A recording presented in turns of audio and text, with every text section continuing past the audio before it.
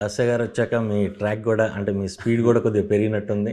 ఇంకా తను అన్నీ చూసుకుంటూ ఉంటది కదా సార్. తను హ్మ్. ప్రొడక్షన్‌కి సంబంధించిన ఆఫీస్ అన్నీ తను చూసుకుంటది. ఓకే. సో, మంచిగా వెళ్తుంది. సబ్జెక్టు డెవలప్‌మెంట్ విషయంలో గానీ, స్క్రిప్ట్ విషయంలో గానీ మీ ఇన్వాల్వ్‌మెంట్ ఎంత ఉంటుంది? అంటే బేసిక్‌గా మీకు కొద్దిగా ప్యాషన్ గాబట్టి, హ్మ్. కొద్దిగా డైలాగ్స్ విషయంలో వీటిలో కొద్దిగా కేర్ తీసుకుంటారని విన్నాను. సార్. చూస్తున్నాను గూడా కొన్ని.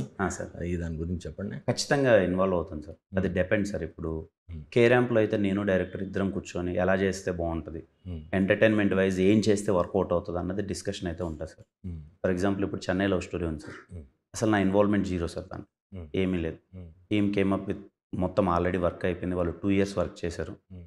They are already experienced. Hmm. So, నా ఇన్‌పుట్స్ ఏమీ అక్కడ అవసరం లేదు సార్. హ్మ్. హ్యాపీగా కథ చాలా బావుంది. నేను చదువుకున్నాను 1, 2 సార్లు. I'm very, very happy. హ్మ్. యాస్ ఎ యాక్టర్‌గా ఎళ్తాను, చేసొస్తాను. 'కే ర్యాంప్' నాని డైరెక్టర్, కొత్త డైరెక్టర్. మీ ఇద్దరం ఒక మంచి సింక్‌లో ఉన్నాం. ఈ సబ్జెక్ట్‌కి ఇద్దరం ఇలా కూర్చొని వర్కౌట్ చేస్తే ఏమన్నా ఉంటదా అని చెప్పి డిస్కస్ చేసుకొని చేయడం తప్ప, హ్మ్. ఖచ్చితంగా సెట్‌లో ఇన్వాల్వ్‌మెంట్ అయితే ఉంటది సార్.